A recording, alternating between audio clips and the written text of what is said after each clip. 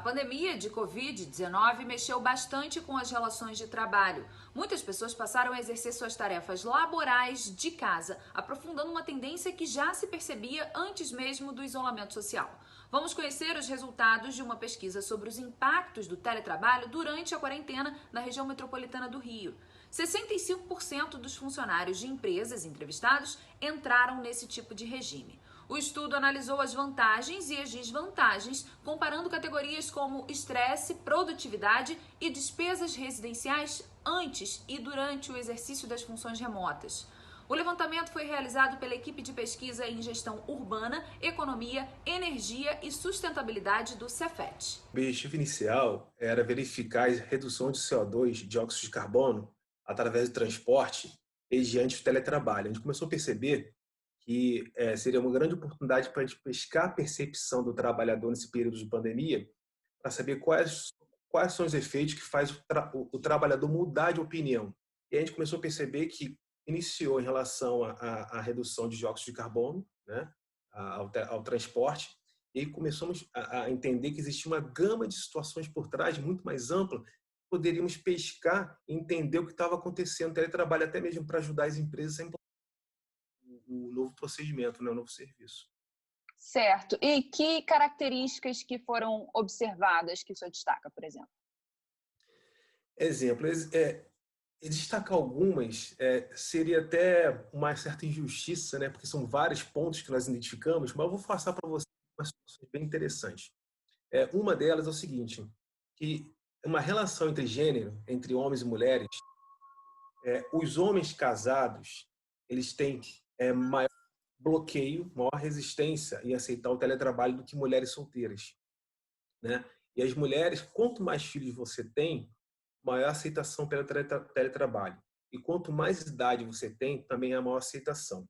Porém, quando a gente fez uma relação entre homens e mulheres, homens casados aceitam menos o teletrabalho do que mulheres solteiras. E a gente começou a perceber que tem um problema cultural nisso. Poderia ser um problema de relação familiar, né? No sentido de que o homem tem pouca participação na criação dos filhos. Uhum. Um item. Um segundo item, que podemos perceber que é um problema de o conforto da mulher em relação à segurança pública, né? A mulher tem mais dificuldade em relação a pegar um ônibus lotado, a trabalhar de madrugada, a trabalhar em lugares mais perigosos. Então, eu não posso afirmar que esse é o ponto, né, de conexão, mas identificamos que esse é um grande problema em relação a ter igualdade ao teletrabalho entre homens e mulheres. Muito bem. E quem são as pessoas? Qual é o perfil principal de quem aceitou o teletrabalho e, se puder, não gostaria de retomar o trabalho presencial? Então, essa pergunta é muito boa, bem interessante, e foi justamente o que ampliou o nosso debate no grupo. Por quê? O teletrabalho, algumas pesquisas aumentou que o teletrabalho aumenta a produtividade. De fato, pode aumentar a produtividade, porque as pessoas perdem menos tempo no trânsito. A pesquisa apontou que as pessoas os trabalhadores demoram em média entre 30 minutos até 1h30, 70% está desse grupo, de 30 minutos até 1h30 para poder chegar ao trabalho. Então, você perde muito tempo no trânsito, podendo estar com a sua família, cuidando de si, cuidando das relações do dia a dia, né? Você podendo pagar uma conta, ir ao médico, e você perde tempo no trânsito. Esse tempo você ganha em produtividade dentro de casa, trabalhando. E o que apontou principalmente na pesquisa foi o seguinte, que a priori você parte do princípio que as pessoas querem trabalhar em casa. Não, as pessoas não querem trabalhar 100% em casa. 70% das respostas foram o seguinte, eu gostaria de trabalhar em casa 1 ou 2 dias somente. Eu não quero trabalhar.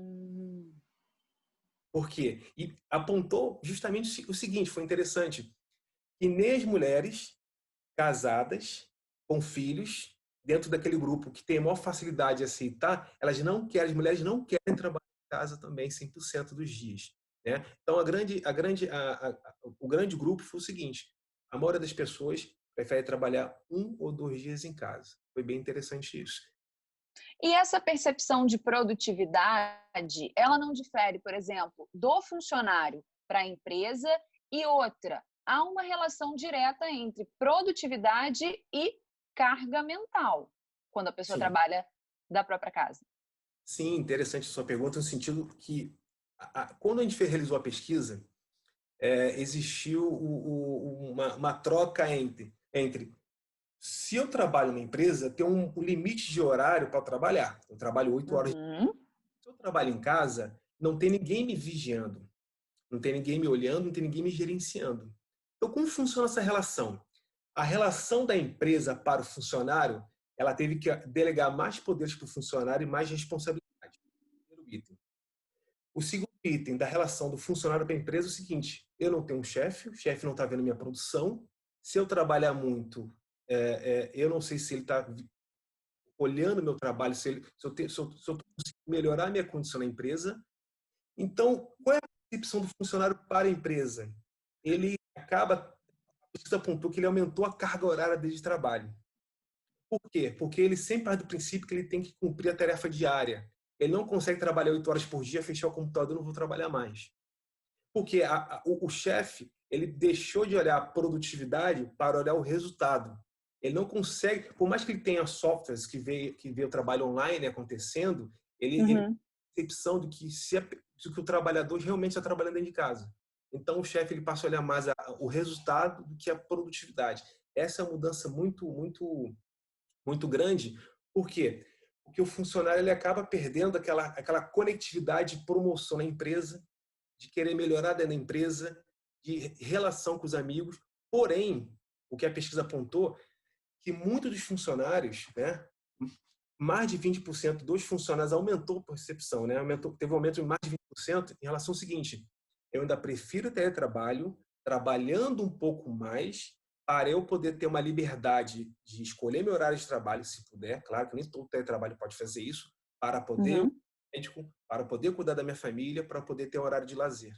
Então, aumentando a carga de trabalho, né, houve um aumento mais de 20% de aceitação pela carga horária. Isso foi interessante, as pessoas aceitaram isso. Então, essa relação de teletrabalho e você conseguir vigiar a carga horária do profissional é muito difícil. É uma relação que a gente vai ter que desenvolver. Porque o funcionário ele fica com o sentimento de que ele tem que cumprir a tarefa diária. Ele não consegue mais trabalhar 8 horas por dia.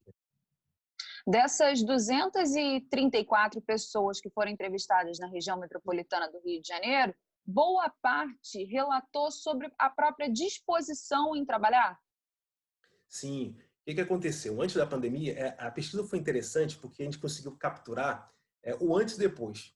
Nós fizemos 8 perguntas, né? Ou melhor, foram 14 perguntas. Mas dentro de 4 perguntas que se tornaram 8. Por quê? Foram 4 perguntas antes da pandemia e 4 perguntas depois da pandemia. Fizemos uma comparação. Essa foi a percepção de mudança de comportamento. Então, antes da pandemia, 54% falavam, né, que o teu trabalho poderia ser feito em teletrabalho. Depois, durante a pandemia, aumentou para 64%. Então, as pessoas poderiam trabalhar em casa, sempre puderam trabalhar em casa, mas não sabiam que poderiam trabalhar em casa. Por mais que 54% já é um número bem expressivo, aumentou essa quantidade de pessoas que descobriram que podem trabalhar em casa, né? Se descobriram dessa forma. Então, 64% também das pessoas, né, o número coincidiu, elas passaram a trabalhar em teletrabalho, desses 234. Então, houve uma aceitação muito grande por parte das pessoas, dos trabalhadores e por parte das empresas. A pandemia fez com que as empresas tivessem que adotar o home office da noite para o dia. Como é que ficou a questão do mobiliário adequado, dos custos que o funcionário passou a ter que arcar com internet em casa, por exemplo? Como é que foi isso?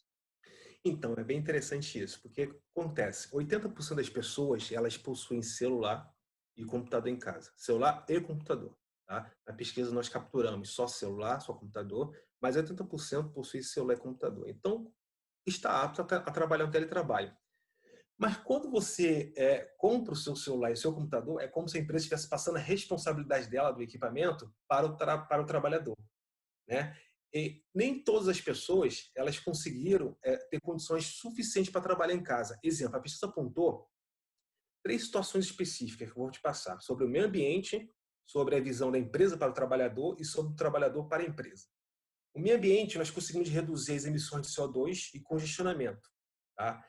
Dos teletrabalhadores, houve uma redução de 3.000 quilômetros só de ida ao trabalho dos 234 pessoas. Então, nesse caso, se você fizer uma expansão das pessoas que entraram em teletrabalho, 64% da população da região metropolitana do estado do Rio de Janeiro, nós conseguimos reduzir demais o congestionamento, a poluição sonora e as emissões de dióxido de carbono, né, CO2. A visão do meio ambiente. A visão da empresa para o trabalhador, ela conseguiu reduzir o custo de despesa, os custos operacionais, né, reduzir o espaço físico da empresa para o número de pessoas trabalhando, e reduzir o número de pessoas trabalhando na empresa. Então, ela tem menos custo de pessoal. Ela reduziu demais o custo. E a visão do trabalhador para a empresa tem a vantagem é que o trabalhador ele ganha produtividade, o seu trabalho dentro de casa, né? Ele acorda, né? Vai tomar um café, ele liga o computador, ele começa a trabalhar, então a conexão dele é muito rápida em relação ao trabalho, a reação dele é muito rápida, ele não está preso no trânsito. E com isso, ele ganha tempo para poder entrar em conexão com a empresa, para poder aumentar a produtividade. Porém, a desvantagem foi o seguinte, nem todo mundo tem mobiliário em casa, tá? Apontou isso, as pessoas não têm estrutura, não têm cadeira adequada, mesa adequada, elas têm que dividir o espaço com os familiares, né? Então, existem outras pessoas dentro de casa também que estão trabalhando em teletrabalho nesse momento, então existe uma briga de espaço, né, entre filhos que estão dentro de casa, entre o cônjuge que está dentro de casa, entre outras pessoas, outros membros da família que estão dentro de casa.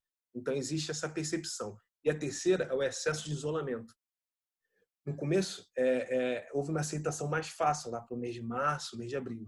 Só que o mês de maio começou a aumentar isso. As pessoas começaram a ficar muito tempo dentro de casa, começou a afetar as pessoas.